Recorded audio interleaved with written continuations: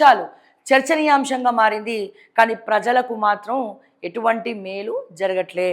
మరోవైపు పంచాయతీ ఎన్నికలు, రెండో విడత ఎన్నికలు కూడా అయిపోయినాయి. మొన్న ఆదివారం పొద్దున హైవేలు మొత్తం కూడా ట్రాఫిక్ జామ్. ఎందుకయ్యా ట్రాఫిక్ జామ్ అంటే, పంచాయతీ ఎన్నికలు, సర్పంచ్ ఎన్నికలు అని చెప్పి మా ఊరికి వెళ్తాం మేము అని చెప్పి ఊరికెళ్ళే వాళ్ళందరూ ఊరికెళ్ళడం, ఓటేయడం, మళ్ళీ రావడం. సో దీనివల్ల మొత్తం రోడ్లన్నీ కూడా రద్దీ అయిపోయినాయి. బట్ ఇది మెచ్చుకోదగినటువంటి విషయం. ఎందుకంటే మన హైదరాబాద్ సిటీలో ఎలక్షన్ జరిగితే మొన్న జూబ్లీ హిల్స్ అప్పుడు పోలింగ్ అనేది చాలా తక్కువ జరిగింది.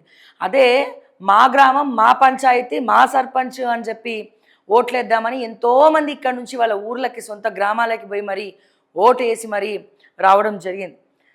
సో ఆబ్వియస్లీ అధికార పార్టీ ఎప్పుడు కూడా లోకల్ బాడీ ఎన్నికల్లో గెలుస్తుంది. కానీ ఇక బీఆర్ఎస్ స్కేల్ ఖతమైపోయింది, దుకాణం బంద్ అయిపోయింది, అసలు బీఆర్ఎస్ లేనే లేదు అని ఎంతోమంది అనుకున్నారు, నాతో సహా. కానీ గ్రౌండ్లో చూస్తే పంచాయతీ అంటే వీళ్ళకి 1000 గ్రామాలన్నా గెలుచుకోవడం అనేది మామూలు విషయం కాదు. అయితే ప్రతిపక్ష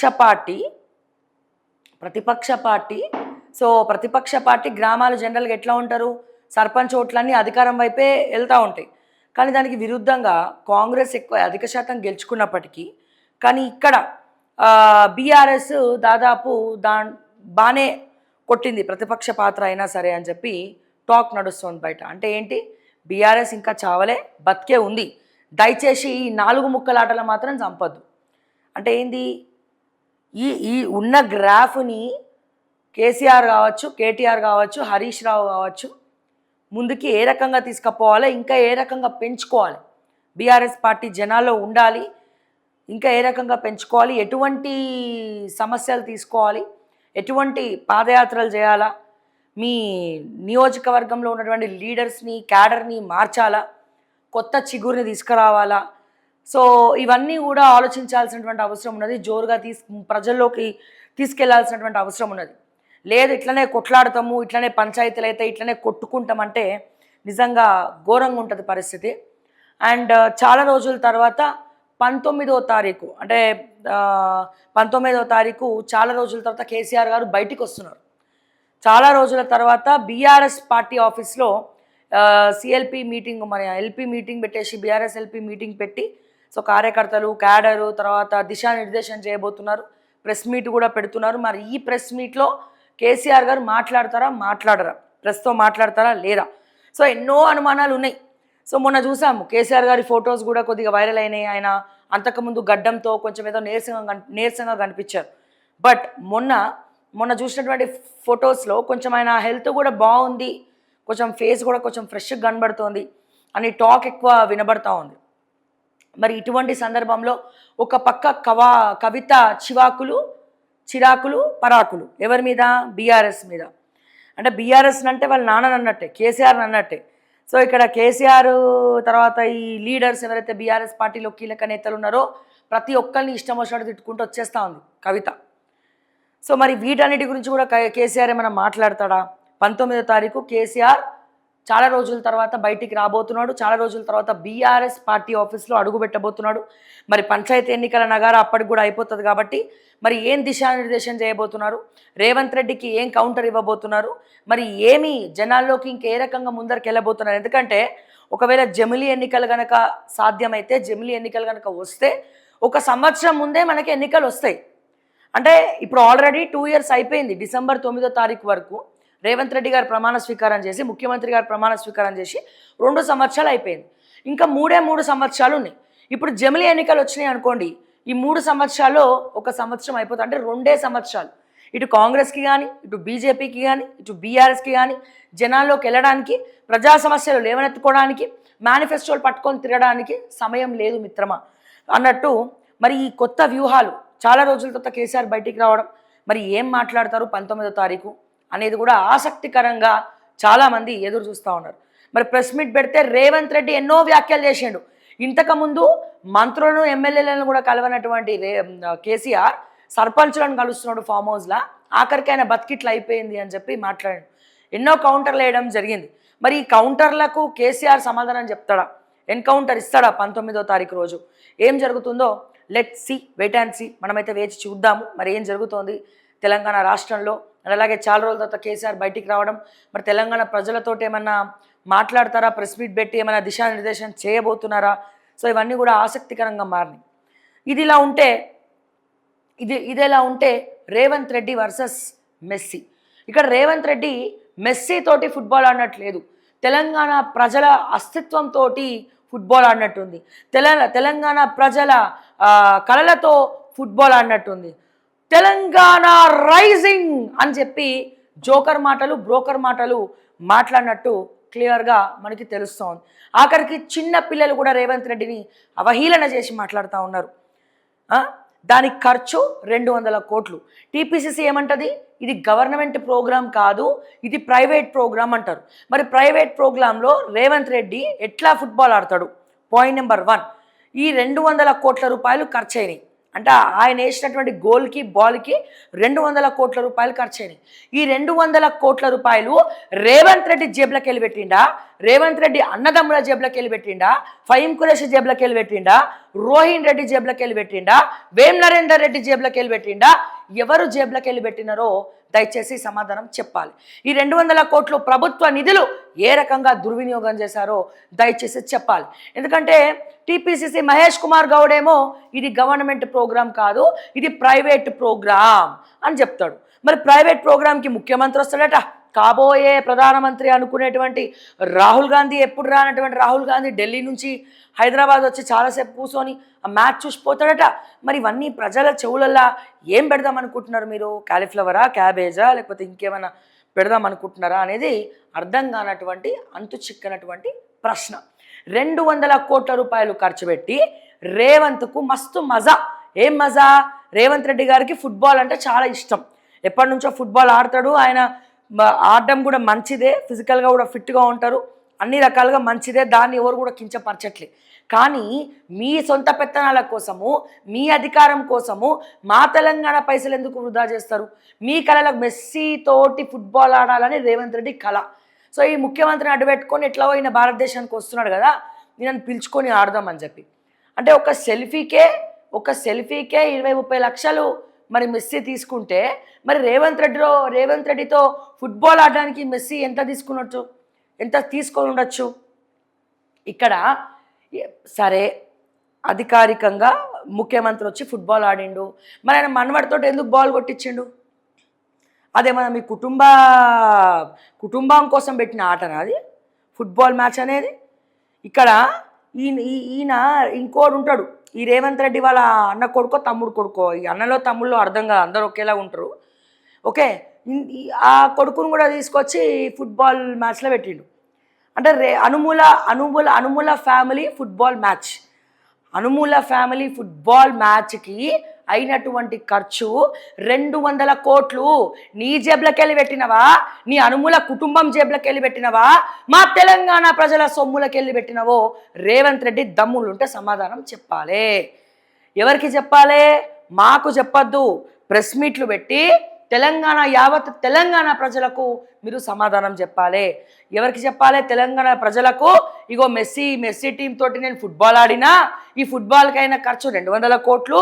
ఈ 200 కోట్ల రూపాయలు నా అనుమూల ఫ్యామిలీ ఏదైతే ఈ భూముల నుండి దోచుక తిన్నామో, మా అన్నదమ్ములు దోచుక తిన్నారో, మా అన్నదమ్ములు ఈ ఫహీం ఖురేషి, రోహిన్ రెడ్డి దోచుక తిన్నారో, ఈ సొమ్ములకెళ్ళి నేను 200 కోట్లు ఖర్చు పెట్టినా తెలంగాణ సొమ్ము కానీ, తెలంగాణ ప్రజల సొమ్ము కానీ, ప్రభుత్వం సొమ్ము కానీ ఒక్క రూపాయి కూడా తీసుకోలేదని చెప్పి బల్ల గుద్ది ప్రెస్ మీట్ పెట్టి రేవంత్ రెడ్డి గారు తెలంగాణ ప్రజలకు సమాధానం చెప్పాల్సినటువంటి అవసరం ఉన్నది. ఇప్పుడు కనుక మీరు సమాధానం చెప్పకపోతే ఇక రానున్న భవిష్యత్తులో తెలంగాణ అనే ఒక ముఖ్యమంత్రి ఉంటుండే, తెలంగాణలో 2వ ముఖ్యమంత్రి రేవంత్ రెడ్డి గారు ప్రమాణ స్వీకారం చేసి తెలంగాణకు 2వ ముఖ్యమంత్రిగా ఉన్నారు అని హిస్టరీ పుస్తకాల్లో చదువుకోవడమే తప్ప మళ్ళొక్కసారి మీరు ముఖ్యమంత్రి అవ్వడం కల్లా. ఏ రకంగా డబ్బులు దోచుకోవాలో నేర్పిస్తున్నటువంటి రేవంత్ రెడ్డి గారిని మనం చూస్తూ ఉన్నాం. అంతకుముందు ఘోరంగా ఉండే కిరణ్ కుమార్ రెడ్డి గారు కావచ్చు, ఇంకొంతమంది ఏదో నడుపుతున్నామా లేదా అని చెప్పి. అంతకన్నా నీచమైనటువంటి ముఖ్యమంత్రి ఎవరైనా ఉన్నాడంటే అది రేవంత్ రెడ్డి అని చెప్పి మేము కళ్ళల్లో ఒత్తులు వేసుకొని మరి భజన చేయాల్సి వస్తుంది. భజన అంటే ఏంది? ఈ పక్కన కొంతమంది సోకాల్ రెడ్డిలు, రేవంత్ రెడ్డి పక్కన భజనా మండలి ఉంటుంది. వాళ్ళు చేసే భజన వేరు, మేము చేసే భజన వేరు. మేము ఉన్నది ఉన్నట్టు మాట్లాడతాం, బరాబర్ ప్రజలు ఏమనుకుంటున్నారో అదే చెప్తాం, ప్రజలకు మేలు కలిగే విధంగా మాట్లాడతాం. అంతేగాని ఏదో ముఖ్యమంత్రి కదా, రేవంత్ రెడ్డి కదా, మనం భయపడాలి, వాస్తవాలు చెప్తే ఇంకేదో చేస్తారు అనేది ఏమీ ఉండదు అక్కడ. ఓకే, సో నేనేమంటున్నా, ముఖ్యమంత్రి రేవంత్ రెడ్డి గారిని అడుగుతా ఉన్నా, దమ్ము ఉంటే సమాధానం చెప్పు. నీ మనవడితోటి బాల్ ఎందుకు కొట్టించినావు? ఆ తిరుపతి రెడ్డో ఇంకోరు కొండల రెడ్డి కొడుకుతోటి ఎందుకు ఫుట్బాల్ ఆడిపించినావు? ఈ 200 కోట్లు ఎవరి జేబులకి వెళ్ళి పెట్టిండ్రు? రోహిన్ రెడ్డి జేబులకి వెళ్ళి పెట్టిండా? ఫహీం ఖురేషి జేబులకి వెళ్ళి పెట్టిండా? రేవంత్ రెడ్డి గారి జేబులకి వెళ్ళి పెట్టిండ్రా? మీ అన్నదమ్ముల జేబులకి వెళ్ళి పెట్టిండ్రా? మీరు దోచుకున్న భూములు అమ్మి పెట్టిండ్రా? ఇది ప్రైవేట్ ప్రోగ్రామ్ అని చెప్పి సాక్షాత్తు మీ టీపీసీసీ ప్రెసిడెంట్ ఆయన ఎవరు, మన మహేష్ కుమార్ గౌడ్ గారు చెప్తా ఉన్నారు. మరి ఈ ప్రైవేట్ ప్రోగ్రామ్కి గవర్నమెంట్లో ఉన్న అఫీషియల్స్ అందరూ ఎందుకున్నారాడ? ఇది మీరు సమాధానం చెప్పాలి దయచేసి. ఓకే, ఒకసారి దానికి సంబంధించినటువంటి ఇది చూద్దాం.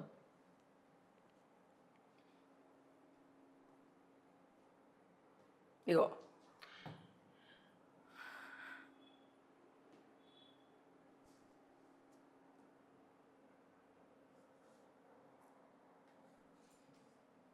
మా స్క్రీన్ కూడా భయపడుతుందన్న నీ వీడియోలు చూపి నీకే.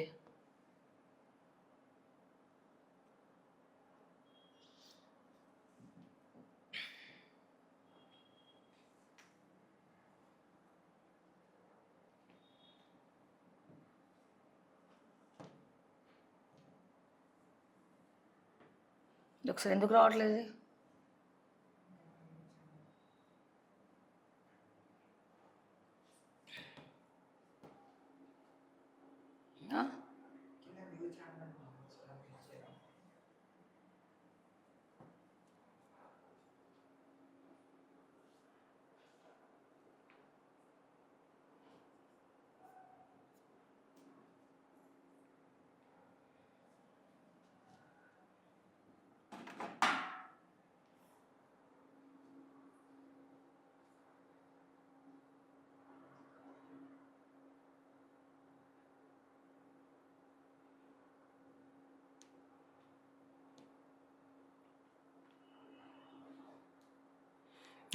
దీంట్లో ఓపెన్ అవ్వట్లేదు ఎందుకో,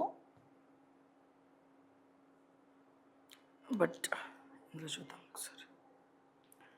సో ఇంకో మళ్ళీ ఇది ఇది ఇది ఈయన ఆడతలేడు, ఈయన ఆడుతున్నట్టు బిల్డప్ ఇస్తున్నాడు. ఈయన పక్కన ఉన్న టీము బాల్ తీసుకొచ్చి ఇస్తే ఇట్లా తంతున్నాడు. ఈ తనుడు మేము కూడా తంతాం మళ్ళీ ఫుట్బాల్. ఈ తన్నుడు ఏదైతే ఉందో రేవంత్ అన్న, ఇది మేము కూడా తంతామే. ఓకే, వాళ్ళ టీం బాల్ తను కూడా తీసుకొస్తే ఈయన ఒక దగ్గర నించొని ఇట్లా దంతాడు. ఈ తరణికి 200 కోట్లు. సో ఈ 200 కోట్లకు మరి ఆన్సర్ చెప్పాల్సినటువంటి అవసరం ఉన్నది. ఫోటోలు బిల్డప్. ఈ టీషర్ట్లు అందరు ఎవరు అనుకుర్రు? వీళ్ళంతా ఈ సగం మంది టీషర్ట్ల బ్యాచ్ ఎవరు అనుకుర్రు? ఇది అనుమూల ఫ్యామిలీ. ఇది అంటే వీళ్ళ అన్నదమ్ముల పిల్లలు, లేకపోతే వీళ్ళు మనవాళ్ళు, వీళ్ళు ఉంటారు కదా, వాళ్ళు అనమాట. ఓకే,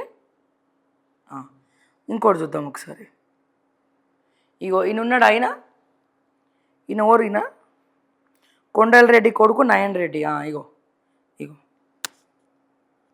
ఎన్ని డబ్బులు ఇచ్చిండు నయన్ రెడ్డి? ఏం చేసిండు? ఏం సాధించిన ప్రైజ్ ఇస్తున్నాడు? కొండల రెడ్డి దోచుక తింటున్నానా? కొండల రెడ్డి దోచుక తింటుండని వాళ్ళ కొడుకుకి కొండల రెడ్డి దోచుక తింటుండని వాళ్ళ కొడుకుకి ప్రైజ్ ఇస్తున్నటువంటి మెస్సీ. దీన్ని కదా ఈ ప్రధాన పత్రికల పేపర్లలో మొత్తం వార్తలుగా రాయాల్సింది. ఇది కదా రాయాలి వార్తలల్లో. ఏం సార్ రాధాకృష్ణ సార్, దీని గురించి కదా మీరు రాయాలి కొత్త పలుకుల. ఇగో ఈయన ఎవరండి? ఈయన కొండల రెడ్డి కొడుకు అండి. ఈ కొండల రెడ్డి కొడుకుకి వీళ్ళ పెదనాన్ననో ఇక చిన్నాన్ననో ఏమవుతుందో తెలియదు. ప్రైజ్ ఇప్పిస్తున్నాడు. ఎందుకు ఇప్పించిండు ప్రైజు? ఏం సాధించిండని? మీరు అందరు కలిసి తెలంగాణను దోచుక తింటుర్రానా? తెలంగాణలో కుంపటి పెడుతుర్రానా? మా తెలంగాణ ప్రభుత్వ భూములన్నీ దోచుక తింటున్నారు, మొత్తం కమిషన్ తీసుకొని తింటున్నారు. తెలంగాణ ప్రజలకు 7వ గ్యారంటీగా షోలో పువ్వు పెట్టిండ్రు. మా కొండల్ రెడ్డి, కృష్ణారెడ్డి, తిరుపతి రెడ్డి, ఆ రెడ్డి, ఈ రెడ్డి, జగదీష్ రెడ్డి, మేము అందరం కలిసి ఒకళ్ళు విద్యాశాఖను తీసుకున్నాం, ఇంకొకళ్ళు హోంశాఖను తీసుకున్నాం, ఇంకొకళ్ళము బ్యాక్ ఎండ్లో రెవెన్యూ శాఖను నడుపుతున్నాం. ఇంకేంది నడుపుతున్నాం.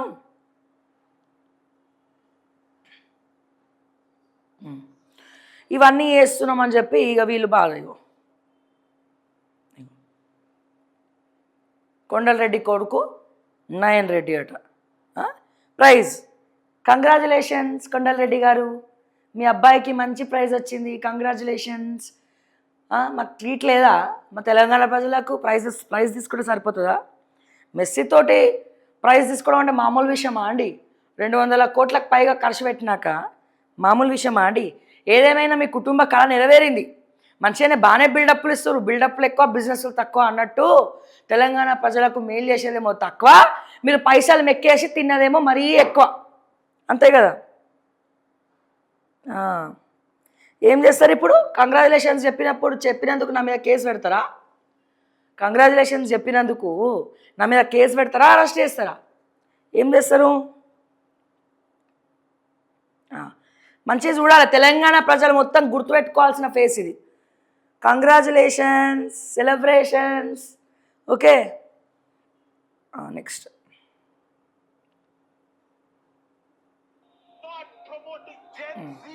ఇగో ఈయనొకరు, మా రేవంత్ రెడ్డి గారు మనవాడు ఒకరు తక్కువేయండి ఇప్పుడు ఈ ప్రమోషన్స్లో ఫుట్బాల్ ఆడడానికి.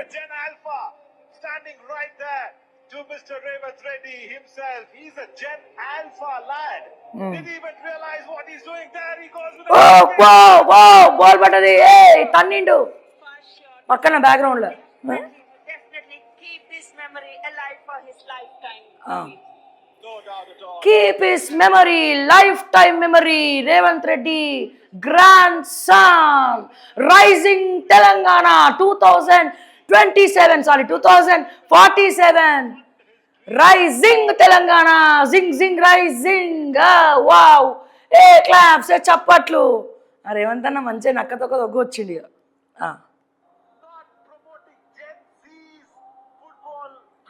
మళ్ళీ ఈ రేవంత్ రెడ్డి గారు ఆడినటువంటి ఫుట్బాల్ మ్యాచ్కి మళ్ళీ ప్రాక్టీస్ ఒకటి, పక్కోడు వచ్చే టీం వచ్చి ఫుట్బాల్ తీసుకొచ్చిస్తుంటే ఒక దగ్గర పెడితే ఆ బాల్ని తంతున్నాడు రేవంత్ అన్న.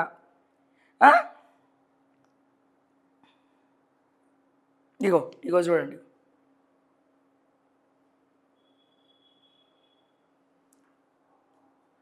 సో ఫుట్బాల్ మ్యాచ్లా కనిపించింది ఎవరికన్నా?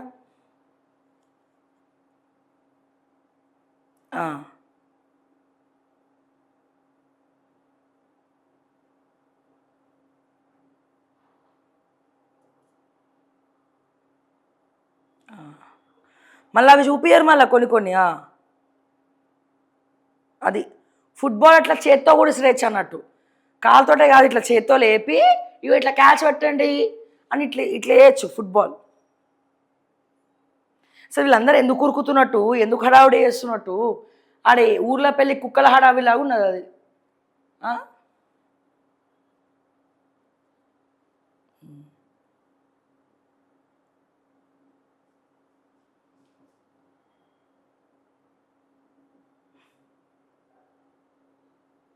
దయచేసి కమ్యూనిటీలో పోల్ పెట్టండి. రేవంత్ రెడ్డి గారి ఫుట్బాల్ మ్యాచ్కి 200 కోట్లు. ఓకే, 200 కోట్లు. తెలంగాణ ప్రజలు ఈ ఫుట్బాల్ మ్యాచ్ని గౌరవిస్తున్నారా లేదా?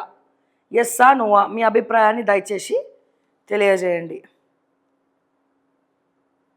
ఈ రెడ్ కలర్ టీషర్ట్ వేసుకున్న వాళ్ళందరూ రేవంత్ రెడ్డి చుట్టాలే. ఇల్లు అన్న కొడుకులు, తమ్ముడు కొడుకులు. ఇగో రెడ్ కలర్ టీషర్ట్లు వేసుకున్నాడు.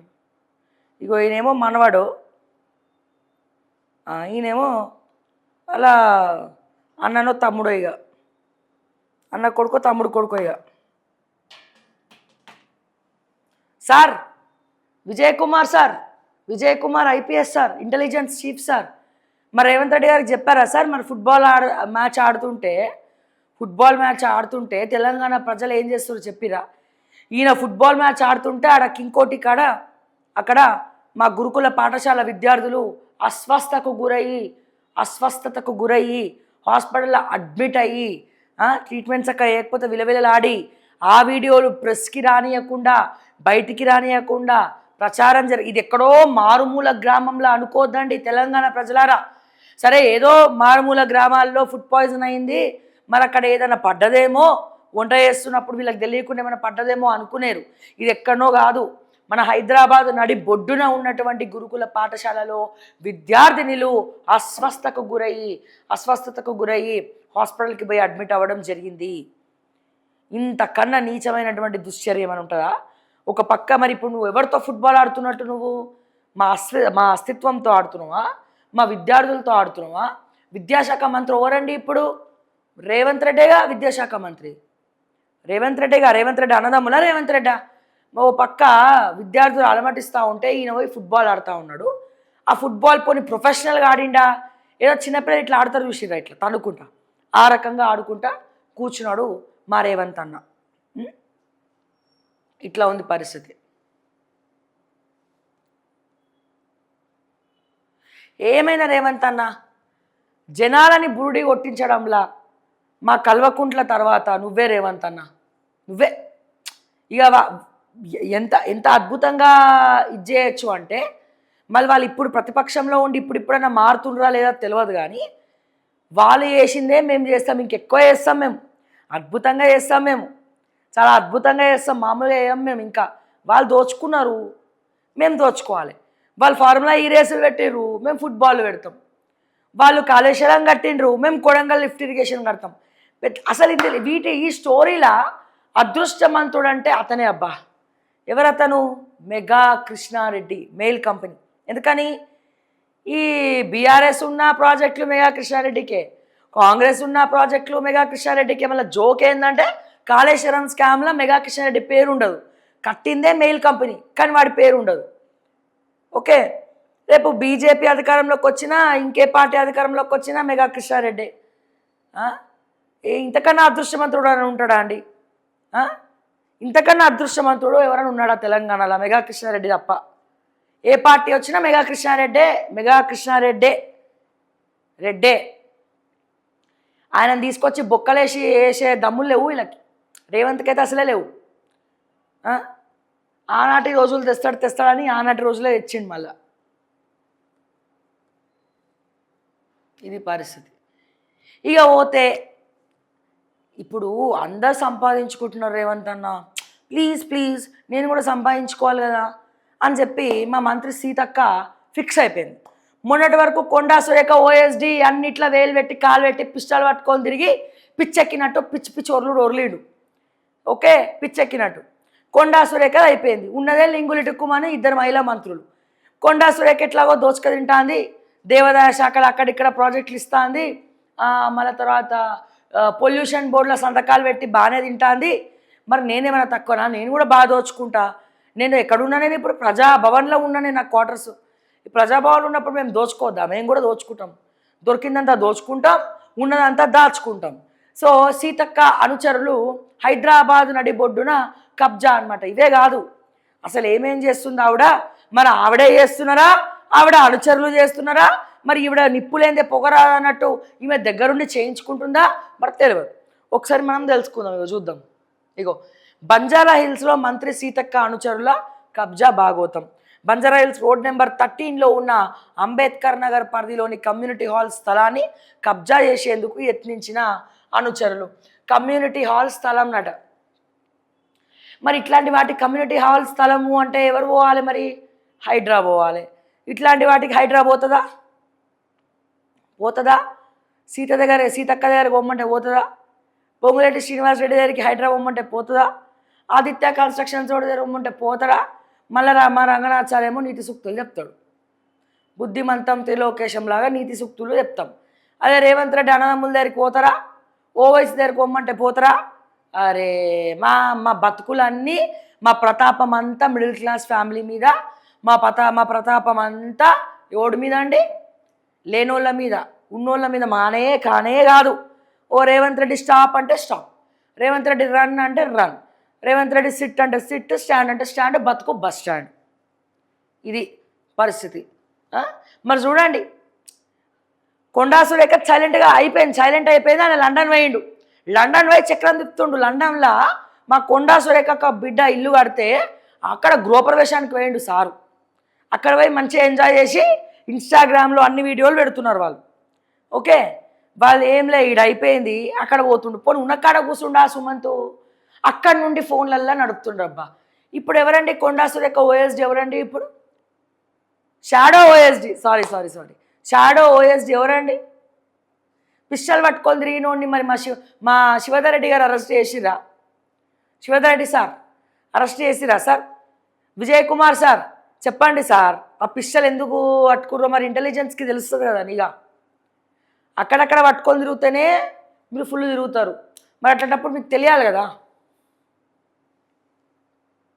ఇగో రాత్రికి రాత్రే రౌడీలతో వచ్చి కబ్జా చేసేందుకు ప్రయత్నం. భయ ఆందోళనలో కాలనీ వాసులు. వెంటనే కమ్యూనిటీ హాల్ నిర్మించాలని డిమాండ్ చేస్తున్న స్థానికులట. ఒకసారి చూద్దాం, దాంట్లో రావట్లే కాబట్టి.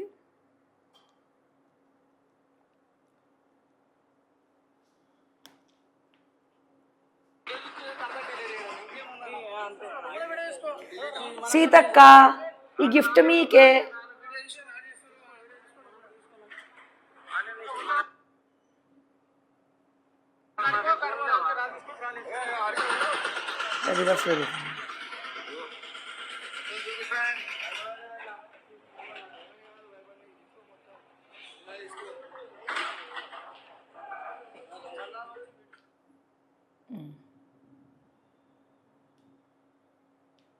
ఇది పరిస్థితి సీతక్క. మీ ఓళ్ళని జర అదుపులో పెట్టుకోరాదే, ఎందుకు ఇవన్నీ?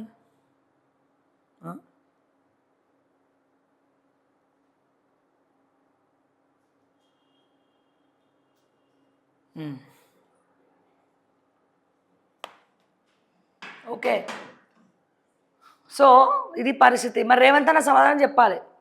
మరి రేవంత్ అన్నకి ముద్దుల చెల్లెలు, రాఖీ కట్టే చెల్లెమ్మ, ఇంట్లో ఆడబిడ్డలాగే ఉండే చెల్లెమ్మ మరి ఇప్పుడు కబ్జా పెట్టబోతున్నారు. మరి రేవంత్ రెడ్డి ఏం చేస్తాడు ఇప్పుడు? సస్పెండ్ చేస్తాడా? లేదా కొండా సురేఖ ఇంటికి పోలీసులు పంపించినట్టే సీతక్క వాళ్ళ ఇంటికి కూడా పోలీసులను పంపిస్తారా? లేకపోతే ఈసారి లైసెన్స్డ్ గన్ను తీసుకుపోతారా? లైసెన్స్డ్ గన్ను లేకుండా ఇంకేమైనా తీసుకుపోతారా? కత్తులు, కటారులు లాంటివి ఏం చేస్తారో జర ముందే చెప్తే జర అలర్ట్గా ఉంటాం మేము కూడా. ఎస్, నెక్స్ట్ ఇక పోతే మనం పత్రికలలో చూద్దాం. ఇక ఏం చూద్దాము? హిల్ట్ లీక్ వెనక ఉన్న మంత్రి, ఓ అధికారి సైతం.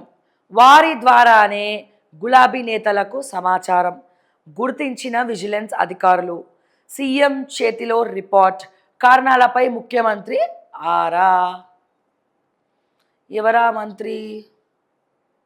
హిల్ట్ పాలసీ లీక్ వెనుక ఓ మంత్రి, ఓ అధికారి ప్రమేయం ఉన్నట్టు విజిలెన్స్ అధికారులు నిర్ధారణకు వచ్చినట్లు విశ్వసనీయ వర్గాల ద్వారా తెలిసింది.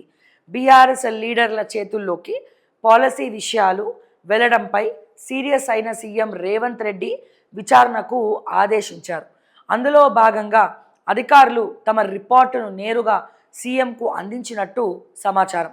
దీంతో సదరు మంత్రి ఆఫీసర్ పాలసీని ఎందుకు లీక్ చేశారనే విషయంపై సీఎం రేవంత్ రెడ్డి ఆరా తీసినట్టు తెలుస్తుంది. పాలసీ అమలు ఇష్టం లేదా, లేకపోతే ఇంకేమైనా కారణాలు ఉన్నాయా అనే కోణంలో సదరు మంత్రి సన్నిహితుల నుంచి సమాచారం సేకరిస్తున్నట్టు తెలిసింది. జీవో విడుదల కాకుండానే ఏదైనా పాలసీ అంశాలను బయటకు తెలిపేందుకు ప్రభుత్వం జీవో విడుదల చేస్తుంది. కానీ హిల్ట్ పాలసీకి సంబంధించి జీవో రిలీజ్ కాకముందే అందులోని అంశాలు లీక్ అయ్యాయి. నవంబర్ 17న పాలసీని కేబినెట్ ఆమోదించింది. అనంతరం 2 రోజుల తర్వాత పాలసీలోని అంశాలపై బీఆర్ఎస్ మీడియా సమావేశం నిర్వహించింది. ఈ విషయాన్ని సీరియస్గా తీసుకున్న సీఎం రేవంత్ రెడ్డి పాలసీ అంశాలు లీక్ చేసిన వ్యక్తులను గుర్తించాలని విజిలెన్స్ అధికారులను ఆదేశించారు. ఆ టీం ఓ 10 రోజుల పాటు సుదీర్ఘంగా విచారణ జరిపింది. పాలసీ తయారీలో భాగస్వామ్యం ఉన్న శాఖలు అధికారులను ఒక్కొక్కరిని పిలిచి విచారించింది. కేబినెట్ సమావేశం తర్వాత పాలసీలోని అంశాలు బయటకు వెళ్ళడంలో ఓ అధికారి ప్రమేయం ఉన్నట్లు విజిలెన్స్ టీం నిర్ధారణకు వచ్చింది. ఆయన్ను పలుమార్లు ప్రశ్నించడంతో ఓ మంత్రి ఆదేశాల మేరకు పాలసీలోని అంశాలను లీక్ చేశానని సమాధానం ఇచ్చినట్టు టాక్. ఇదే విషయాన్ని విజిలెన్స్ బృందం తమ రిపోర్టులో చెప్పడం జరిగింది. ఎవరా మంత్రి అని ఈజీగా చెప్పేయచ్చు. ఎందుకని? ఈ హిల్ట్ పాలసీ ఏదైతే ఉందో అది దేనికి సంబంధించింది? ఇండస్ట్రీస్కి సంబంధించింది. మరి ఇండస్ట్రీస్కి సంబంధించినటువంటి శాఖకు సంబంధించినటువంటి మంత్రి ఎవరు? ఎస్, దుద్దిల్లా శ్రీధర్ బాబు గారు. మరి దుద్దిల్లా శ్రీధర్ బాబుకి ఇష్టం లేదా అంటే అదేం చక్కనైనదైతే కాదు. ఆ ప్రాజెక్టే ఒక పిచ్చి ప్రాజెక్ట్. 5 లక్షల కోట్లు కొల్లగొట్టే ప్రాజెక్ట్. ఎవరికి? తెలంగాణ ప్రజలకు కాదు. దీనివల్ల తెలంగాణ ప్రజలకు పైసా వస్తుందని చెప్పమనండి, మేమే ప్రచారాలు చేస్తాం. దీనివల్ల ఎవరికి పైసలు పోతాయి? మా అనుముల బ్రదర్స్ రేవంత్ రెడ్డి, తిరుపతి రెడ్డి, కొండల్ రెడ్డి, జగదీష్ రెడ్డి, ఫహీం ఖురేషి, రోహిన్ రెడ్డి, ఇంకెవరైనా గప్చుప్ కూడడానికి కొంతమంది మంత్రులు. మరి పాపము దీంట్లో కమిషన్ గురించి మా శ్రీధర్ బాబుకు చెప్పలేదో ఏందో, మరేమంత అన్న డీల్ మాట్లాడుకోలేదో ఏందో, ఇంతకు ఆయన కోపం వచ్చేసి బుస్సునే కక్కబట్టే. దీన్ని ప్రచారం చేయాలి, మొత్తం ప్రచారం చేయాలంటే ఏం చేయాలి? మా ప్రతిపక్ష పార్టీ ఉంది కదా బీఆర్ఎస్, ఎట్లాగో మేమందరం కోవట్లమే, ఎట్లాగో సమయం వచ్చినప్పుడు వాళ్ళతో మాట్లాడతాం. సో అక్కడ మెల్లగా లీకులు ఇప్పించింది. మరి ఇంకా ఇప్పుడు వేరే మంత్రి మీద డౌట్ పోతుందా? దానికి సంబంధించిన మంత్రి ఈయననేగా. దానికి సంబంధించిన మంత్రి శ్రీధర్ బాబు అయినప్పుడు మరి ఇంకా ఇంకోరు ఉంటారండి కోపం వచ్చే మంత్రులు?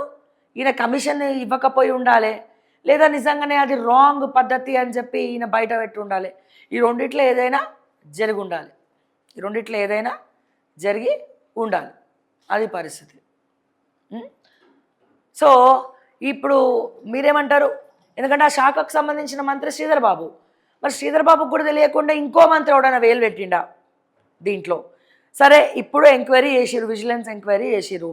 ఇప్పుడు ఈ మంత్రి పేరు తెలిసింది, ఓకే, ఈ ఆఫీసర్ ఎవరో కూడా తెలిసింది. మరి ఏం చేస్తాడు రేవంత్ రెడ్డి? సస్పెండ్ చేస్తాడా? శ్రీధర్ బాబుని సస్పెండ్ చేసి పడేస్తాడా? ఎందుకు లీకులు ఇచ్చినామని సస్పెండ్ చేస్తాడా? చేయగలుగుతాడా? మన ఆఫీసర్ని సస్పెండ్ చేస్తారా? చేయగలుగుతారా? ఏదేమైనా వీళ్ళ మంచి తమాషా నడుస్తుంది కాంగ్రెస్లో. ఉపాధి హామీ రద్దు, దాని స్థానంలో విబిజీ రామ్జీ బిల్లు తీసుకొస్తున్న కేంద్రం.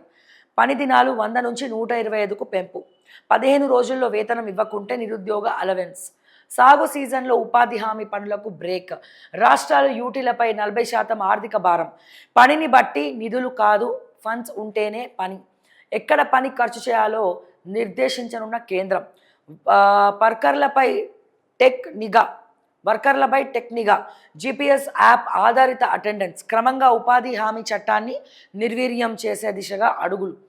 యూపీఏ తెచ్చిన మహాత్మా గాంధీ జాతీయ గ్రామీణ ఉపాధి హామీ చట్టం 2005 స్థానంలో కేంద్ర ప్రభుత్వం కొత్త బిల్లును ప్రవేశపెట్టనుంది. VBG Ram Viksit Bharat guarantee for Rozgar and Ajeevika commission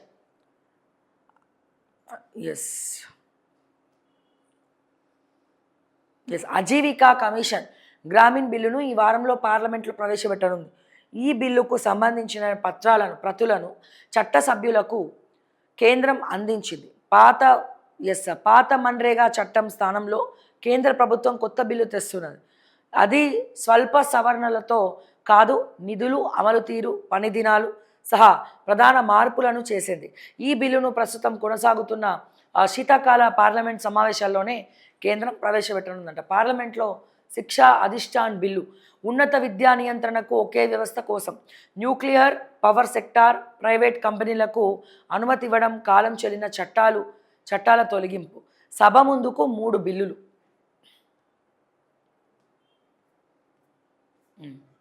మోడీకి స్వాగతం పలుకుతున్న జోర్దాన్ ప్రధాని. జోర్దాన్లో మోడీకి ఘన స్వాగతం. ఎయిర్పోర్ట్లో స్వాగతం పలికిన ఆ దేశ ప్రధాని జాఫర్ హసన్. 37 ఏళ్ల తర్వాత ఆ దేశంలో ఇండియా పిఎం పర్యటన.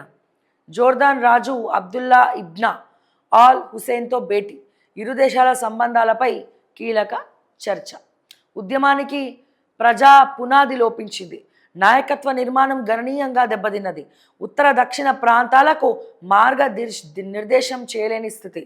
వెలుగులోకి Maoist party polit bureau circular వివరాలు. అంతకుముందు ప్రజా సమస్యలు సిపిఎం నాయకులు చాలా అద్భుతంగా ముందరికెళ్తుండే, కానీ ఇప్పుడు సిపిఎం నాయకులు కూడా ఏం మాట్లాడలేనటువంటి పరిస్థితి. మరి ఎందుకు ఇటువంటి పరిస్థితి వచ్చిందనేది తెలియదు. దానికి తోడు ఇప్పుడు మావోయిస్టులను మొత్తం కూడా ధ్వంసం చేసుకుంటూ వెళ్ళిపోతూ ఉన్నారు. వారానికి 4 రోజులే పని, కానీ రోజుకు 12 గంటలు వర్క్ చేయాలి. కొత్త లేబర్ కోడ్స్పై కేంద్ర క్లారిటీ.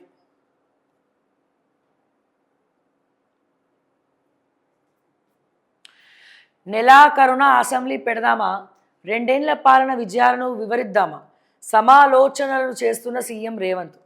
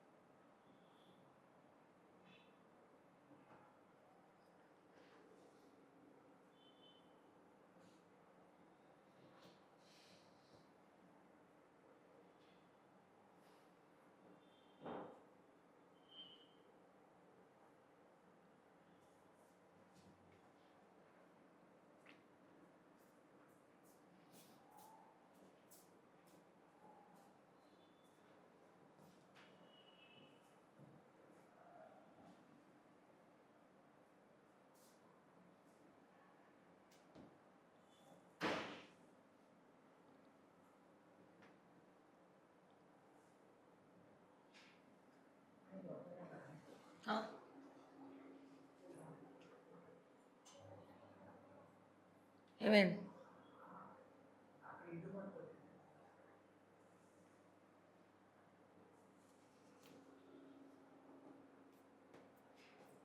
ఎస్. 2 ఏళ్ల పాలన విజయాలను వివరిద్దామా? సమాలోచనలు చేస్తున్న సీఎం రేవంత్. ఈ నెలాఖరున అసెంబ్లీ సమావేశాలను నిర్వహిస్తే ఎలా ఉంటుందని సీఎం రేవంత్ రెడ్డి ఆలోచిస్తున్నట్టు సమాచారం. కాంగ్రెస్ అధికారంలోకి వచ్చి 2 ఏళ్లు పూర్తి చేసుకున్న సందర్భంగా ప్రభుత్వం సాధించిన విజయాలను అసెంబ్లీ వేదికగా ప్రజలకు వివరిస్తే ఎలా ఉంటుంది? 2 సంవత్సరాల విజయాల. ఏం విజయాలు సార్? ఫుట్బాల్ ఆడడం ఒక విజయము,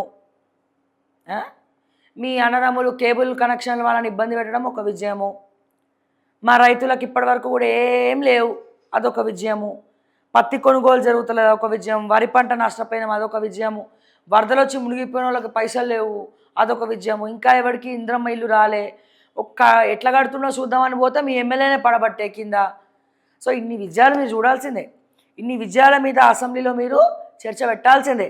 మా అవుట్సోర్సింగ్ వాళ్ళకు ఉద్యోగాలు పైసలు లేవు, వేతనాలు లేవు, స్టాఫ్ నర్సులకు వేతనాలు లేవు, రిటైర్మెంట్ అయిన టీచర్లకు పెన్షన్ లేదు. సో ఇవన్నీ జరుగుతున్నందుకు ఖచ్చితంగా మీరు విజయాల కోసం, విజయాలు మాట్లాడుకోవడం కోసం అసెంబ్లీ పెట్టాల్సిందే. పెట్టండి, బాగుంటుంది, మంచిగా ఉంటుంది. ఏంది? ఎస్.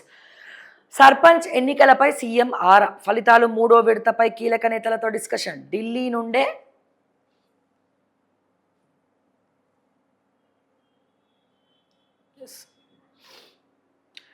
నుంచే ఫాలో అప్. నేడు హైదరాబాద్కు ముఖ్యమంత్రి. ఓట్ చోరీ గద్దీ చోడ్ సభ కోసం ఢిల్లీ వెళ్ళిన సీఎం రేవంత్ సోమవారం అక్కడే ఉన్నారు. 2వ విడత సర్పంచ్ ఎన్నికల ఫలితాలు, 3వ విడత ఎన్నికల తదితర విషయాలపై అక్కడి నుంచే పార్టీ ముఖ్య నాయకులకు ఆరా తీసినట్టు సమాచారం. నేడు సీఎం హైదరాబాద్కు రానున్నట్టు తెలిసింది. రేపు 3వ విడత పోలింగ్ నిన్నటితో ముగిసిన ప్రచారం. 3752 గ్రామ పంచాయతీలకు ఎన్నికలు. ఏర్పాట్లు పూర్తి చేసిన యంత్రాంగం. ఎస్.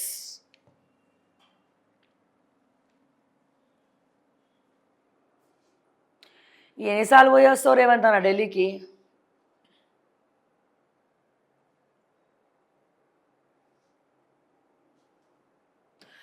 భర్తను చంపిన భార్యకు యావజ్జీవ శిక్ష. నల్గొండ కోర్టు సంచలన తీర్పట.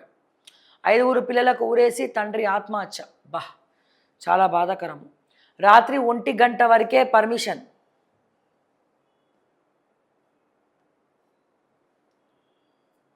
రాత్రి 1 గంట వరకే పర్మిషన్. న్యూ ఇయర్ వేడుకల అనుమతికి 15 రోజుల ముందే దరఖాస్తు చేసుకోవాలి. రాత్రి 10 తర్వాత సౌండ్ సిస్టమ్స్ బంద్. అశ్లీలత ఉండద్దు. హైదరాబాద్ సిపి సజ్జనార్. సార్ నిజమే అంటారా సార్ ఇవన్నీ? అందరికీ రూల్స్ వర్తిస్తాయా సార్? మీ రాజకీయ నాయకులకు, మీ అధికార పార్టీ వాళ్ళకు కూడా రూల్స్ వర్తిస్తాయి కదా?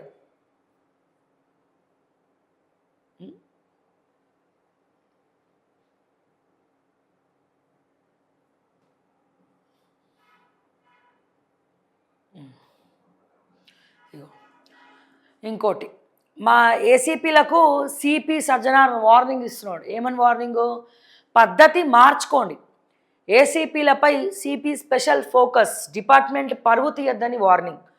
అక్రమాలకు పాల్పడుతున్న వారిపై నిఘా. అంతర్గత విచారణకు ఆదేశం. ఇప్పటికే కొందరిపై వేటు. విధి నిర్వహణలో నిర్లక్ష్యంగా వ్యవహరించే అధికారులు ఇకనైనా పద్ధతి మార్చుకోవాలని నగర సిపి సజ్జనార్ హెచ్చరించారు. కొంతమంది డివిజన్ స్థాయి అధికారులు దీపం ఉండగానే ఇల్లు చక్కబెట్టుకోవాలన్న చందంగా అక్రమాల దందాను కొనసాగుతున్న ఎస్హెచ్ఓల ఎస్ఐలపై ఒత్తిడి పెంచడం ప్రారంభించారు. ఈ విషయం సిపి దృష్టికి వెళ్లడంతో అక్రమాలకు పాల్పడుతున్న ఏసీపీలపై స్పెషల్ ఫోకస్ పెట్టినట్లు తెలుస్తోంది. 7 జోన్లతో పాటు సైబర్ క్రైమ్లో ఒకరు, సిసిఎస్లో మరొక ఏసీపీపై అవినీతి ఆరోపణలు వచ్చినట్టు అంతర్గత విచారణలో తెలిసింది. దాంతో వెంటనే పద్ధతి మార్చుకోవాలని, లేదంటే చర్యలు తప్పవని తీవ్రంగా హెచ్చరించినట్లు విశ్వసనీయంగా తెలిసింది. నిర్లక్ష్యపు అధికారులపై బదిలీ వేటు. అక్రమాలకు పాల్పడుతూ ధనార్జనే ధ్యేయంగా కింది స్థాయి అధికారులను వేధిస్తున్న ఏసీపీలపై సిపి నిఘా పెట్టి అంతర్గత విచారణకు ఆదేశించారు. ఈ క్రమంలో ఇటీవల నార్త్ జోన్లో ఓ ఏసీపీపై డీజీకి రిపోర్ట్ చేయడంతో ఆయన్ను అక్కడి నుంచి సస్పెండ్ చేశారు. డబ్బు కోసం కింది స్థాయికి సిబ్బంది టార్గెట్స్ ఇవ్వడం, ఓ మహిళతో పరిచయం పెంచుకొని విఐపి సౌకర్యాలు కల్పిస్తున్నట్లు విచారణలో తేలింది. ఇట్లాంటి పరిస్థితి నేను ఎప్పుడో చెప్పిన. శివధర్ రెడ్డి గారు, సిపి సజ్జనార్ గారు వచ్చినప్పుడే ముందు ఎస్హెచ్ఓలను అదుపులో పెట్టుకోండి, మీ పోలీస్ శాఖలో ఏం జరుగుతుందో చూడండి. అవినీతి ఏర్లై పారుతూ ఉంది పోలీస్ స్టేషన్లల్లో. ఎస్హెచ్ఓలు బాధితుల పక్షాలు నిలబడట్లేదు, వెళ్ళగానే ఎఫ్ఐఆర్లు అవ్వట్లేదు, వాళ్ళ బాధలు తెలుసుకోవట్లేదు. అండ్ అట్లాగే కొన్ని పోలీస్ స్టేషన్లలో వసతులు లేవు. అంటే పోలీసులు తక్కువైనారు, సమస్యలు ఎక్కువైనాయి. సో అట్లాంటి పరిస్థితుల్లో కూడా ఇది చాలా లేట్ అవుతూ వస్తుంది. వస్తూ ఉందన్నమాట. సో అందుకని దయచేసి మరి ఈ అంతర్గత విచారణకు ఆదేశం. మరి ఎవరా ఏసీపీలు, ఎవరా ఎస్హెచ్ఓలు, మరి ఏసీబీ నిఘా పెట్టాల్సినటువంటి అవసరం ఉన్నది. ఓకే, కేవలం హైదరాబాద్ మాత్రమే కాదు, రాచకొండ ఇదే పరిస్థితి, సైబరాబాద్ ఇదే పరిస్థితి. సో దయచేసి అందుకే ఆలోచించండి.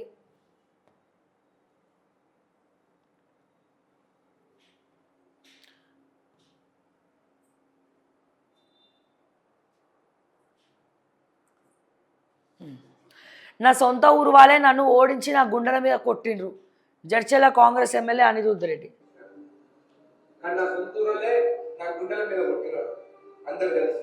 ఏంటి అంటే వేరే బయట నుంచి వచ్చేసి అనిరుద్ధ్ రెడ్డిని ఓడగొడితే ఈ రోజు నేను డెవలప్ చేసుకుంటూ పోతున్నాను. రంగారెడ్డి గుండెలనే నా సొంతూరు అని చెప్పి 1,50,00,000 రూపాయలు. కానీ నా సొంతూరులే నా గుండెల మీద కొట్టినారు అందరు కలిసి.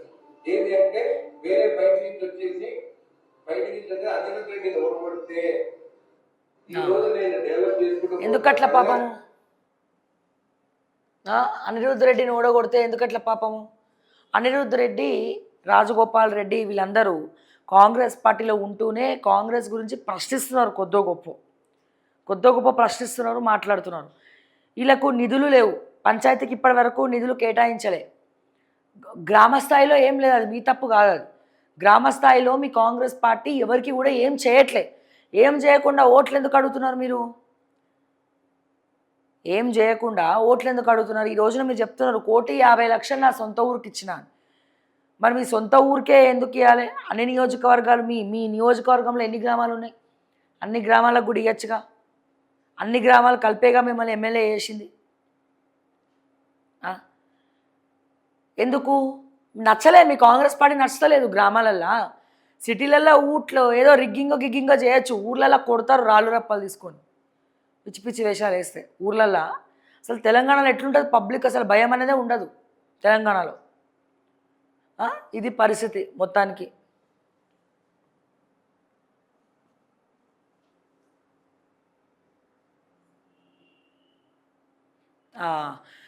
కమలం నేతలపై అధిష్టానం నిఘా.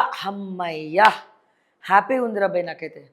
కమలం నేతలపై అధిష్టానం నిఘా, ఎమ్మెల్యేలు ఎంపీల తీరుపై కన్ను, చీకటి ఒప్పందాలు జరిగినట్టు ఇప్పటికే గుర్తింపు, రేవంత్ అనుకూల వర్గం చిట్టా సిద్ధం, ఇటీవలే ఎంపీలతో ప్రధాని మోడీ భేటీ, పనితీరుపై వార్నింగ్, పార్టీని చక్కదిద్దే పనిలో రాష్ట్ర నాయకత్వం నిమగ్నం.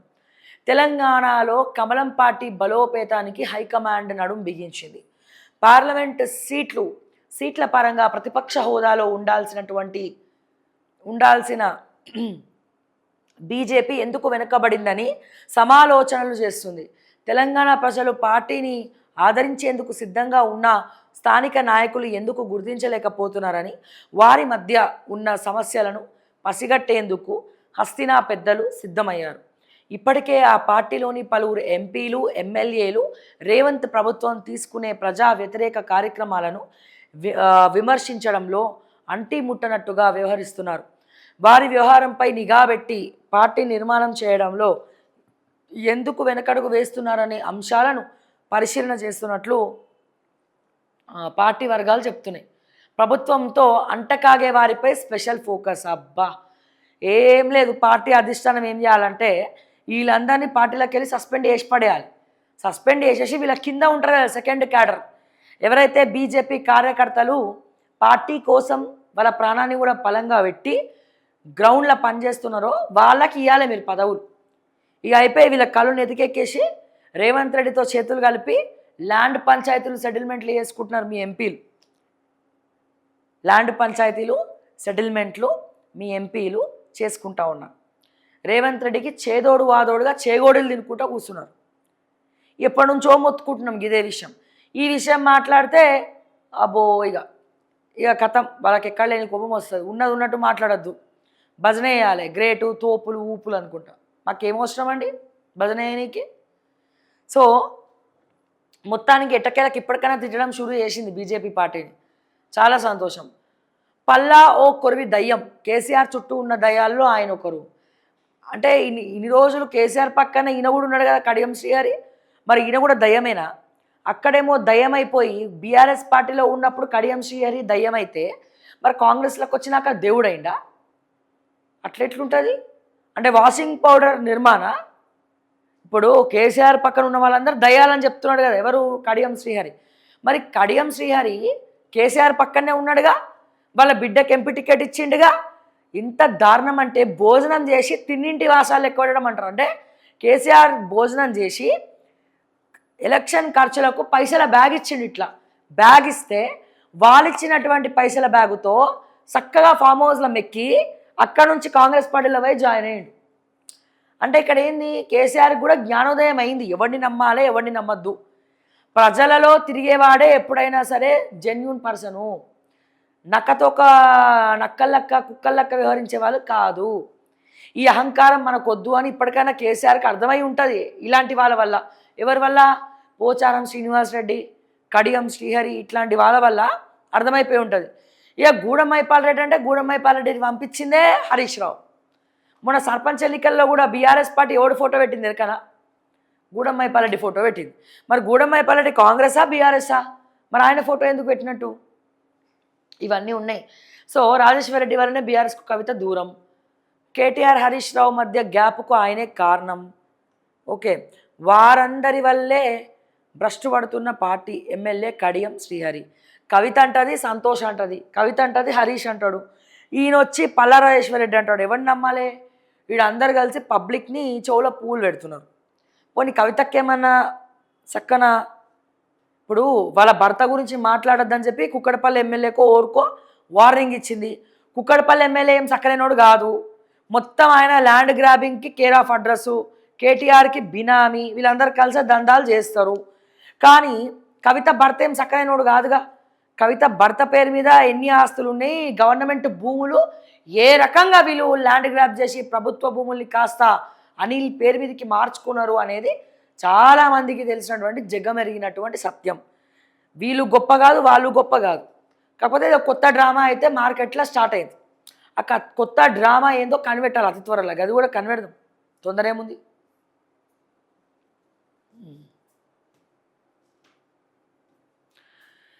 ఎస్పీ బాలు విగ్రహాన్ని ఆవిష్కరించిన నేతలు. సినీ సంగీత చరిత్రపై బాలు చెరగని సంతకం. రవీంద్ర భారతిలో ఎస్పీ బాలసుబ్రహ్మణ్యం విగ్రహ ఆవిష్కరణలో మంత్రి శ్రీధరబాబు. అభిమానుల ప్రేమకు ఆయన విగ్రహం నిత్య చిహ్నం. వెంకయ్య నాయుడు ఇక ఉర్లిండ్రు, బాలు విగ్రహం పెట్టద్దు, మేము ధర్నాలు చేస్తాం, మేము రాస్తారోకలు చేస్తాం, బాలు విగ్రహాన్ని అడ్డుకుంటాం అని చెప్పి. మరి ఇప్పుడు ఓపెనింగ్ అయిపోయిందిగా, మరి ఇప్పుడు ఎందుకు మాట్లాడతలేరు అంతా అడిగిన వాళ్ళంతా? అంటే ముఖ్యమంత్రి లెక్క కూడా చేస్తలేరు మిమ్మల్ని. ఇక్కడ ఓపెనింగ్ అవుతుంటే ఏం చేయాలి? మీరు అందరూ చుట్టుముట్టాలి, విగ్రహం చుట్టూ నించొని వెంకయ్యనాయుడిని, రామచంద్రరావుని, ఇగో వీళ్ళందరినీ అడ్డుకోవాలి. ఎందుకు పెడుతున్నారు విగ్రహం అని చెప్పి రాళ్ళు విగ్రహాన్ని పగలగొట్టాలి. మరి ఎందుకు ధైర్యం చేయలే? విగ్రహం దగ్గరకు పోయి పగలగొట్టే ధైర్యం ఎందుకు చేయలేదు? ఇన్ని రోజులు మీడియాకు ఒక మంచి వార్త అయింది, బాలు విగ్రహం పెట్టాలో వద్దయిన తెలంగాణగానే కాదు ఎస్పీ బాలు. వాస్తవానికి కాదు, తెలంగాణ కాదు, తెలంగాణ పాట వాళ్లే. అంటే తెలంగాణలో ఎస్పీ బాలసుబ్రహ్మణ్యం గారు పాడినటువంటి ఏ పాటలు కూడా తెలంగాణలో వినొద్దు ఇప్పటి నుంచి. Point number 1 first rule. Rule number 2 ఏంటి? ఇప్పటి వరకు తెలంగాణ గీతాన్ని పాడడానికి ఎస్పీ బాలసుబ్రహ్మణ్యం గారు ఇష్టపడలేదు. ఇది వాస్తవం. ఒక ఇంటర్వ్యూలో ఆయన చెప్పింది వైరల్ అయింది. ఓకే, మరి ఇన్ని రోజులు మొత్తుకున్న వాళ్ళు రావాలి కదా. ఎంత మొత్తుకుంటే ఏం లాభం? ఆడ విగ్రహ ఆవిష్కరణ జరిగిపోయింది, అడ్డుకోవాలి కదా వచ్చి. ఎందుకు అడ్డుకోలేకపోయినారు? ఆ విగ్రహాన్ని పగలగొట్టాలి కదా, ఎందుకు పగలగొట్టలే? వెంకయ్య నాయుడిని ఎందుకు అడ్డుకోలే? రామచంద్రరావుని ఎందుకు అడ్డుకోలే? అక్కడ ఎస్పీ బాలు గారు చుట్టాలందరూ ఉన్నారు, కొంతమంది సింగర్స్ ఉన్నారు, వాళ్ళని ఎందుకు అడ్డుకోలే? దుద్దిల్ల శ్రీధరబాబుని ఎందుకు అడ్డుకోలే?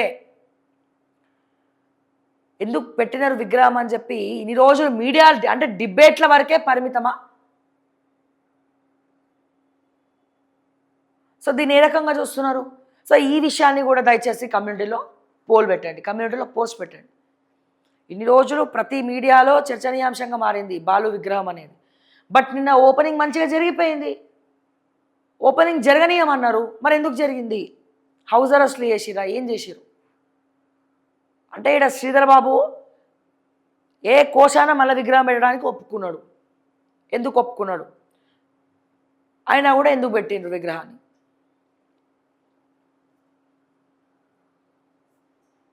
అంటే ఎంత ఒర్లి ఒర్లి ఒర్లి ఒర్లి గొడవ పడితే కూడా ప్రభుత్వానికి చీమ కుట్టినట్టు కూడా లేదు. చీమ కుట్టినట్టు కూడా లేదు.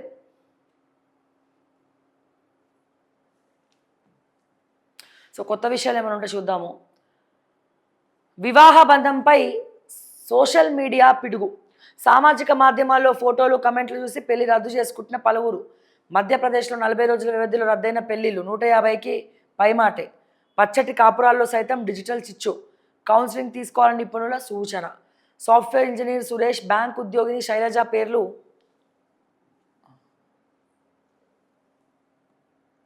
పేర్లు ఇప్పుడు ఈ సోషల్ మీడియాలో కమెంట్స్ చూసి, ఫేస్బుక్లో కమెంట్స్ చూసి అనుమానపడి, నేనంటే అట్లా అనుమానపడి కమెంట్లు చూసి పెళ్ళి రద్దు చేసుకున్నోడు మొగోడే కాదు. ఇప్పుడు కొంతమంది తాగి కమెంట్ పెడతారండి, స్క్రోల్ చేస్తూ ఉంటారు, తాగుతారు, తాగి కమెంట్లు పెట్టే సన్నాసులు ఉంటారు, ఎట్లా పడితే అట్లా మాట్లాడే సన్నాసులు ఉంటారు. వాళ్ళు చెప్పినవన్నీ నిజాలు అయిపోతాయా? నిజాలు అయిపోతాయి వాళ్ళు చెప్పినవన్నీ? కావు కదా. అంత మాత్రాన పెళ్ళిళ్ళు క్యాన్సిల్ చేసుకుంటారా? పెళ్ళి అంటేనే ఒక నమ్మకం, ఒకరికొకరు అర్థం చేసుకోవడం. దయచేసి భార్య మీద నమ్మకం ఉంటేనే పెళ్ళిళ్ళు చేసుకోండి. మా అమ్మని ఎట్లా చూసుకుంటామో, మా అక్కని ఎట్లా చూసుకుంటానో, మా చెల్లెని ఎట్లా చూసుకుంటానో, నా భార్యను కూడా అట్లనే ఈక్వల్ ఇంపార్టెన్స్తో చూసుకుంటా అని అనుకున్న వాళ్ళే పెళ్ళిళ్ళు చేసుకోండి. ఇప్పటికే ఆడపిల్లలు దొరుకుతలేరు, అస్సలు దొరకట్లే. ఇక నా 30-40 సంవత్సరాలు వచ్చినా ఇక పెళ్ళిళ్ళు చేసుకోవాలంటే చాలా కష్టం. దానికి తోడు సోషల్ మీడియాలో కమెంట్స్ చూసి ఈ అమ్మాయి అందంగా ఉంటే చాలు, అందంగా ఉన్నావు కదా, నిన్ను ఓడు ప్రపోజ్ చేయలేదా, నీ కోడు కన్ను కొట్టలేదా, ఇట్లాంటి క్వశ్చన్లు అడుగుతారు కొంతమంది సైకో నా కొడుకులు. ఏం చేయమంటావు మరి? అందంగా పుట్టద్దని చెప్పాలి మరి భగవంతుడిని. చెట్టుకి చీరగట్టిన చూసే ప్రపంచంలో ఉన్నాం మనం. చెట్టుకి చీరగట్టినా పోయి చూసేటువంటి ప్రపంచంలో మనం నడుస్తున్నప్పుడు నువ్వు ఎవరిని అనుమానించాలి? నువ్వు ఆమెలో ధైర్యాన్ని నింపుతావా, మనోధైర్యాన్ని నింపుతావా? నీకు ఏది ఉన్నా ఎన్ని ఒడిదొడుకులు వచ్చినా నీ వెంటనే ఉంటా, నమ్మకంగా ఉంటా అని చెప్తావా?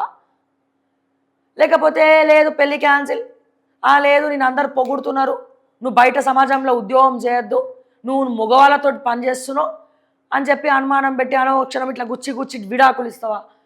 ఇప్పుడు చాలా విడాకుల కేసులు అంతే. బయట నమ్మకం ఉండదు భార్య మీద. ముసుకేసుకొని తిరగాలి, ఇట్లా గూర్ఖాలు వేసుకుంటారు కదా, మనం ముస్లిమ్స్ వేసుకుంటారు మహిళలు, అట్లా గూర్ఖాలు వేసుకొని తిరగాలి బయట, ఎవరు చూడొద్దు అని చెప్పి. ఏం చెప్తున్నాం మనం సమాజానికి? అట్లనే భర్తని టార్చర్ పెట్టేటువంటి భార్యలు కూడా ఉన్నారు అనుమానంతో. కాకపోతే కొంచెం తక్కువ. ఈ మధ్య ఈ హత్యలు ఇవన్నీ కూడా ఎక్కువైపోయినాయి. ప్రేమించిన వాడిని పెళ్లి చేసుకోవాలి, తల్లిదండ్రులు ఒప్పుకోరు. వీళ్ళు పెళ్ళిళ్ళు చేసుకోవడం కోసం అక్కడ వచ్చినటువంటి అబ్బాయిని ఇబ్బంది పెట్టడం. చంపేంత ధైర్యం ఉంటుంది, కానీ నేను ఈ పెళ్లి చేసుకోవడం చెప్పే ధైర్యం తల్లిదండ్రుల దగ్గర ఉండదు. ఇది ఎంతవరకు కరెక్ట్ ఇది? సో ఏదైనా ఇద్దరు కలిసిమెలిసి ఒక అండర్స్టాండింగ్ తోటి ముందరికి వెళ్ళడమే ఆదర్శ దాంపత్యం. పెళ్ళి అంటేనే నమ్మకం లేకపోతే దయచేసి పెళ్ళిళ్ళు చేసుకోకండి, బ్రహ్మచారులుగా ఉండండి, కానీ పెళ్ళిళ్ళు చేసుకోకండి నమ్మకం లేకపోతే. ఎందుకంటే నరకం కదా, నమ్మకం లేకపోతే నరకం కదా. సో నడుస్తున్నటువంటి కాలంతో మనం కూడా నడవాలి, పక్క వాళ్ళ అభిప్రాయాల్ని మనం కూడా గౌరవించాలి, ఈగోలను పక్కన పెట్టాలి, అప్పుడే అన్ని ముందరికి. అండ్ ప్రతి అమ్మాయిలో కూడా టాలెంట్ ఉంటుంది. ఒక భర్తగా, ఒక తండ్రి ఎట్లనైతే వాళ్ళ బిడ్డలో ఉన్న టాలెంట్ని ఎంకరేజ్ చేస్తాడో భర్తగా కూడా నువ్వు ఎంకరేజ్ చేయాలి. ఎన్నో కళలు ఉంటాయి. సిస్టమ్ మారింది, రాజ్యాంగం మారింది, అమ్మాయిలకు కూడా ఈక్వల్ ఇంపార్టెన్స్ ఇవ్వాలని అడుగుతున్నారు. ఇంకా 33% రిజర్వేషన్ ఇస్తున్నారు, కానీ వాస్తవానికైతే 50% ఇవ్వాలి రిజర్వేషన్. సో ఇట్లా ఈ దయచేసి ఒక కమెంట్ చూసి ఏదో ఇది చేయకండి. ఎందుకంటే కొంతమంది చాలామంది మూర్ఖులు ఉంటారండి, కావాలని బురద జల్లాలని ఏం చేయలేనటువంటి దద్దమ్మలే ఆడవాళ్ళ మీద క్యారెక్టర్ అసాసినేట్ చేస్తారు. ఒక ఆడదాన్ని ధైర్యంగా ఎదుర్కోలేనటువంటి చాతగాని దద్దమ్మలు వాడు మొగాడే కాదు. ఏం చేస్తాడు? అడమైన కమెంట్లు పెట్టి క్యారెక్టర్ అసాసినేట్ చేస్తాడు. వాడు అసాసినేట్ చేసినంత మాత్రాన కాదుగా, ఆ అమ్మాయి ముందరికి వెళ్ళిపోవాల్సిందే, ఫ్యూచర్లో నలుగురితో మాట్లాడాల్సిందే. ఇప్పుడు నేను ఫీల్డ్లోకి వెళ్తా, నా చుట్టూ అందరు అబ్బాయిలే ఉంటారు, నా కెమెరామ్యాన్ అబ్బాయే, మా ఆఫీస్లో పనిచేసేటోళ్ళు అబ్బాయిలే, నాకు డ్రైవింగ్ చేసే డ్రైవరు అబ్బాయే. ఏం చేయాలి? అబ్బాయిలు ఉన్నాడని చెప్పి పక్కన కూర్చోవద్దా? నేను వీడియోలు చేయొద్దా? నేను మాట్లాడొద్దా? నేను అసలు పని చేయొద్దా? ముసుకేసుకొని తిరగాలా? ఏం చేయాలి? మాట్లాడితే నవ్వుతే కథం ఇక. సో అట్లా అయిపోయింది. సో దయచేసి ఆలోచించండి, ఆలోచనలో పడండి. ఎట్లా పడితే అట్లా బురదల్లే ప్రయత్నం చేస్తామంటే ఇది కాదు. పోతే నమస్తే తెలంగాణ చూస్తే మారింది పేరే, దోపిడికి దారే. గోదావరిని చెరపట్టడమే ఏపీ లక్ష్యం. నల్లమల్ల సాగర్ అసలు మర్మం ఇదే. పోలవరం నుంచి బొల్లాపల్లి వరకు పాత ప్రతిపాదనే. అక్కడి నుంచి బనకచెర్లకు బదులు నల్లమల్ల సాగర్కు రూట్ మారిన జల దోపిడీ మాత్రం యథాతథం. పిఎస్ లింక్ ప్రతిపాదనలు సైతం తాత్కాలికమే. భవిష్యత్తులో బొల్లాపల్లి నుంచి సోమశిలకు, అక్కడి నుంచి కావేరికి నీటి తరలింపే అసలు ప్లాన్. కేంద్రాన్ని ఒప్పించేందుకు తెరపైకి ఏపీ ప్రతిపాదన. తెలంగాణను ఎండబెట్టేలా ఏపీ కేంద్రం ఎత్తుగడ. సో దీని మీదనే కేసీఆర్ మరి దిశానిర్దేశం చేసి ప్రెస్ మీట్ పెట్టబోతున్నాడని తెలిసింది. చూడాలి. కాంగ్రెస్ కిరాతకం, అధికార మదంతో బీఆర్ఎస్ శ్రేణులపై దాడులు, పంచాయతీ ఫలితాల్లో కక్ష, పల్లెల్లో ఫ్యాక్షన్ తరహాలో కాంగ్రెస్ గూండాగిరి, కామారెడ్డి జిల్లా సోమార్పేట్లో అరాచకం, బీఆర్ఎస్ నాయకుడిపై దాడి, ఊరి జనం పరామర్శకు రావడంతో ఊగిపోయిన గ్రామ సర్పంచ్ తమ్ముడు, ట్రాక్టర్తో తొక్కించి రాక్షసం, వాహనం కింద నలిగి మహిళల వాహకారాలు, 5గురికి తీవ్ర గాయాలు, 2 పరిస్థితి విషమం, గ్రామస్తుల ఆందోళన. ఖమ్మం జిల్లా న్యూ లక్ష్మీపురంలో బీఆర్ఎస్ విజేత ఇంటిపై రాళ్లతో దాడి, మరో 2 నాయకులపైన కాంగ్రెస్ దౌర్జన్యం, ద్విచక్ర వాహనం ధ్వంసం. మంచిర్యాల జిల్లా షెట్పల్లిలో బీఆర్ఎస్ కార్యకర్తపై కళ్ళు గీసే కత్తితో దాడి అట. ఇటుకలపాడులో ఓటమిని తట్టుకోలేక దాడి చేసిన భీమ్రావు. షెట్పల్లిలో కాంగ్రెస్ నేత దాడిలో గాయపడిన కోరు కొప్పుల శ్రీనివాస్. ఇదంతా నడుస్తుంది ఇట్లా. కామారెడ్డి జిల్లా సోమార్పేటలో ట్రాక్టర్ కింద చిక్కుకుపోయిన భారతిని బయటకు తీస్తున్న మహిళలు. ఆగడాలు ఆపకపోతే ఖబర్దార్, కాంగ్రెస్ గూండాగిరిపై కేటీఆర్ కన్నెర్ర, బాధ్యులపై చర్యలు తీసుకోవాలని డిమాండ్, తిరగబడే పరిస్థితి తెచ్చుకోవద్దంటూ హెచ్చరిక. సోషల్ మీడియాలో ఏదో ప్రెస్ మీట్ పెట్టి హెచ్చరికలు వేయడం కాదు, గ్రౌండ్లో తిరగండి కేటీఆర్. మీరు ఎప్పుడైతే గ్రౌండ్లో తిరుగుతారో అప్పుడు మీ ఇమేజ్ పెరుగుతుంది. మీరు ఇంకా ఇట్లనే ప్రెస్ మీట్లు పెడతాము, ఏ ఊరికి వెళ్ళా, నేను ఎవరిని పరామర్శించా, ఉట్టి మాటల వరకే పరిమితం అవుతా అంటే మాత్రం జీవితంలో పైకి రాలేరు, ముందు ముఖ్యమంత్రి కాలేరు. ఇక యాప్ సోపాల్, ఫోన్లో బుక్ చేసుకుంటేనే యూరియా, సర్కార్ మరో కిరికిరి, పంపిణీలో కోతకు రేవంత్ సర్కార్ ఎత్తుగడ, కొత్త యాప్ను తీసుకొచ్చిన వ్యవసాయ శాఖ, పంట వేసినట్టు నిరూపిస్తేనే యూరియా బస్తా, యాప్లో బుక్ చేస్తేనే ఇంటికి పంపుతారట, లేకపోతే లేదు. ఈ యాపుల గురించి వీళ్ళకి ఏం తెలుసు ఊర్లల్లో? అంటే తెలుస్తుంది ఇప్పుడు ఈ మధ్య ఊర్లలోనే స్మార్ట్ ఫోన్లు, యూట్యూబ్లలో మా వీడియోలు అన్నీ చూస్తూ ఉన్నారు, యాక్చువల్గా గుర్తుపడతా ఉన్నారు కూడా వెళ్ళినప్పుడు. కానీ యాప్లు ఇవన్నీ వాళ్ళకి అవగాహన పెంచుతానే కదా వాళ్ళు చేసుకుంటారు. ఆన్లైన్లో బుక్ చేసుకోవాలి ఇవన్నీ అంటే వాళ్ళకి తెలియదు, చాలామందికి తెలియదు. ఇంకా మెస్సీ టూర్లో హై ప్రొఫైల్ మోసం, 45 కోట్ల వరకు వసూలు చేసినట్టు పార్వతిరెడ్డిపై ఆరోపణలు, టూర్కు చీఫ్ ప్యాట్రన్గా రేవంత్ రియాలిటీ భాగస్వామి అనిల్ రెడ్డి భార్య, అర్హతలను పట్టించుకోకుండా ఆమెకు ఈవెంట్ బాధ్యతలు అప్పగింత, మెస్సీతో ఫోటోకు 9.95 లక్షలు ఫిక్స్, 500 మంది నుంచి వసూలు, మీట్ అండ్ గ్రీట్లో 29 మందితోనే కరచాలనం, ఫోటోకు అవకాశం, ఇండియా టూర్లో ఎక్కడా లేని విధంగా హైదరాబాద్లోని ఫోటోల దందా, ప్రకటనల ఒప్పందనపై ఆరోపణలు, మోసం చేశారంటున్న పలువురు. చాలా బాధాకరం ఇది. కొన్ని కోట్ల రూపాయలు వసూలు అంట రేవంత్ రెడ్డి పార్ట్నర్ భార్య. అట్లా ఉంది మరి పరిస్థితి. మొత్తానికి ఎన్నో విషయాలు, ఎన్నో అంశాలు మాట్లాడుకుంటూనే ఉందాం. ప్రతి విషయాన్ని ఖచ్చితంగా ప్రభుత్వం దృష్టికి ప్రజల పక్షాన మాట్లాడతాము, ప్రశ్నిస్తూనే ఉంటాము. ఇది మా ప్రధాన ఎజెండా. మీకు ఉన్నటువంటి సమస్యలు ఏవైనా సరే స్క్రీన్ పైన ఉన్న నెంబర్కి కాల్ చేయండి. అండ్ అలాగే ఓకే టీవీని సబ్స్క్రైబ్ చేయడం మర్చిపోవద్దు, లైక్ చేయడం మర్చిపోవద్దు. అండ్ అదే రకంగా ఓకే టీవీ అఫీషియల్ ఫేస్బుక్ని కూడా ఫాలో అవ్వండి అని చెప్పి రిక్వెస్ట్ చేస్తూ మరిన్ని అప్డేట్స్ కోసం చూస్తూనే ఉండండి ఓకే టీవీ. అంటిల్ దెన్ నేను మీ శ్రావ్య. జై తెలంగాణ, జై హింద్.